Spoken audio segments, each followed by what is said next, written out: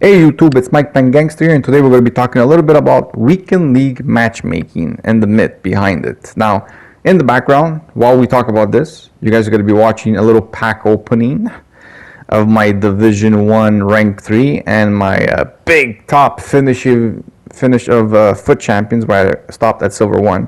Also, there's something I want to talk about before we get into the main subject.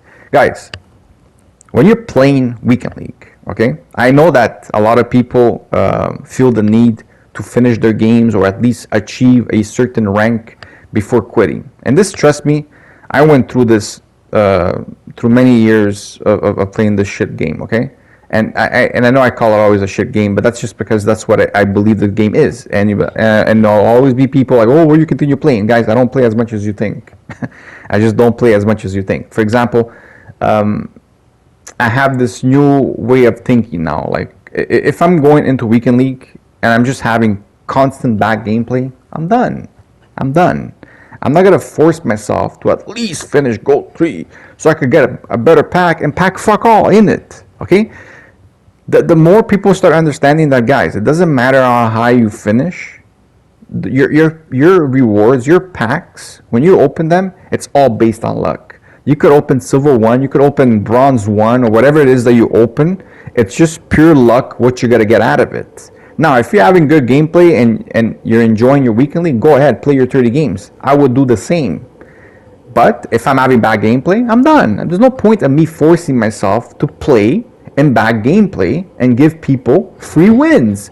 That's what I call them, free wins. Whenever I go into a game and I can't control my players, for me, that's just basically giving people free wins. And when I do actually beat those players, it was not even worth it, because the stress that I had to go through to try to overcome the bad gameplay it's not worth it. It's just not worth it, right? So like I said, if I'm having good gameplay, I'll play my games. I'll try to finish the highest I can if I'm enjoying myself. If I'm not, I'm done. That's it. And this is the way people should play their Weekend Leagues.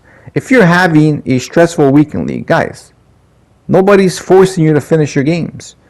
There's other stuff you can do. There's other games you can play, or you could play FIFA. You could do other game modes, division rivals, or friendlies, or objectives and stuff like that. Okay. Anyways, that's besides the point. I went long enough, more than I wanted to with that subject. Anyways, Weekend League matchmaking.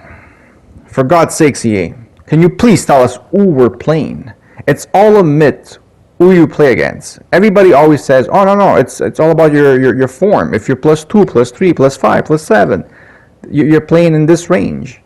It's bullshit. It's bullshit. There's no way you have never encountered someone that was not in your form level. Okay, I've had games where I either played a super weak opponent, for example, that is on a bad run, or I had games where I'm playing versus somebody that is on a hot streak, where he's like 20-0, and I'm like, I don't know, 7-4, and I'm playing someone that's +20 form when I'm like +3, okay? And I know everybody has encountered stuff like this, because I'm sure a lot of people have already either spoken to their opponents or whatever and asked, hey man, where you finish, what division you're at, and stuff like that, right? You play Division 1, for example, or I play Division 1, depending on who you are. Doesn't really matter what division you're playing, but when you play your division, after your match, of course, you get your skill rating of your opponent. So you know, for example, what their skill was, and it just basically clears your mind, like, okay, I'm losing versus somebody in my skill level, right? And that's completely normal. Even if sometimes the game is AIDS, at least you know that you're being beaten by somebody in your skill gap. And that right there just clears your mind of, okay, it's a fair game, because it could have went both ways. I could have had the AIDS my way. He could have had the AIDS his way, right? Because that's what the game is. It's a lot of AIDS. You know what I mean? So the thing is, in Weekend League, we don't know, right? Especially the first 10 games, let's say, 10, 15 games even, you don't know who you're playing. I mean, you could be playing very different division levels here. I mean, you could be Division 1 playing Division 5 and actually losing to a Division 5 where it's ridiculous. Okay, I don't care what people say. For me, that's completely ridiculous when someone such a a lower division could beat someone on such a higher division, okay? Because that right there just shows you how much handicapped is in this game sometimes, or how much bullshit can happen in a game where you just can't overcome it sometimes, okay? Anyway, we're not gonna go into that because I already spoken about that, about handicap and all that stuff, okay? Everybody knows my opinion on it. I believe in it. I know it's there, and no one will prove me wrong because I'm firm on that. That's it. But why don't we get a menu where it shows you who you played in Weekend League? So you could see your 30 games.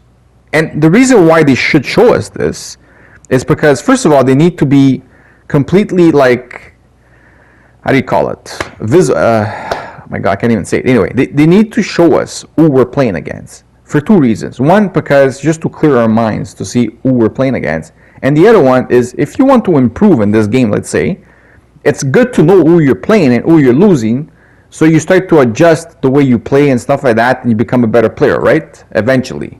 So I still don't understand why it's been a couple of years now, like 4 years or whatever, that Weekend League exists, and we still can't see our past history of who we played during the Weekend League. We should be able to see who we played with, where they finished, and if you want, even like their skill level, like, you know, like if they're Division 1, Division 2, whatever, you know what I mean? They should just say it. Why are they not showing us this? For me, this is something that bothers me big time. I don't know about you guys. Let me know what you guys think about this. For me, so far, everything I've heard of matchmaking and Weekend League, for me, everything is a myth until I get to see who the fuck I'm playing. Because for me, that is what's gonna like clarify the real matchmaking, how it works in Weekend League. Now, are they afraid to show us because maybe there's a way of manipulating it? I don't think so. I think it's just a broken system. That's what I personally believe. I think that EA does not know how to do anything right, okay? This company, man, it's like, I don't know, man. You could have millions of people telling them what's wrong, and it just seems like they don't give a fuck, and they just keep doing whatever the fuck they believe is right. I don't know, man. It's just crazy. It's just crazy. And for the people that are still complaining about this golden goal thing, because I spoke a little bit about it, but not many people watched the video, but because I didn't really like mention, I didn't really classify the video as golden goal video, you know. But anyways, guys, you're playing friendlies. This is like one of the best thing that the community has ever done, being able to like agree on something without even speaking to one another and saying, hey, you score one goal, I'm done, I'll go to the next game. Why do people are still complaining about this? What is it that you have to be so sweaty that you want to play with your players like Nepenthes because you want to use these guys? Fuck these guys. Guys, golden goal, score a goal, leave. You don't want to leave, fine, don't leave. But I don't understand why you don't want to benefit from this, which is such a great concept. It's quick. You go in, whoever scores the first goal, and I know some people will be like, oh, what if it's a kickoff goal? So what? The amount of times you could score a kickoff goal, your opponent could score a kickoff. The advantage goes both ways. Either you're home or you're away, whoever starts with the ball has a kickoff goal advantage. So play home games then. There's a video I even show people how to play home games if that's what's bothering you. I don't want to be scored a kickoff goal and then leave. Fuck it, bro. Who cares? Like, these games don't matter on your record. Why are you so worried about it? It's ridiculous when I see some people, the stuff they say on Reddit. Like, for example, the people that are actually stay in a game just because somebody will celebrate after their goal. And it's like, so?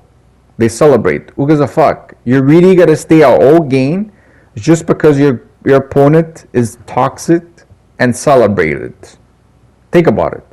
So you're gonna ruin your day, your 15 minutes playing versus this guy because he celebrated on you. Think about it. Who are you doing a favor here? Yourself or him for staying in that game versus a toxic player that you're calling because he celebrated for an extra 15 minutes just because you don't want to try to give him the free win. Guys, just leave the game. Fuck the guy. Who gives a shit if he celebrates? Just leave. Why would you even want to stay another 15 minutes versus this guy and try to beat him? At the end, even if you do beat him, is that what basically, made your day? Come on, guys. Anyways, hopefully you guys enjoyed this video. It was a way longer than I expected, but hey, sometimes videos are a little bit longer than they are, even if you're try to make them as short as possible. Have a good day, guys. I hope you guys have good rewards, better than mine. Have a good day, guys. Bye-bye.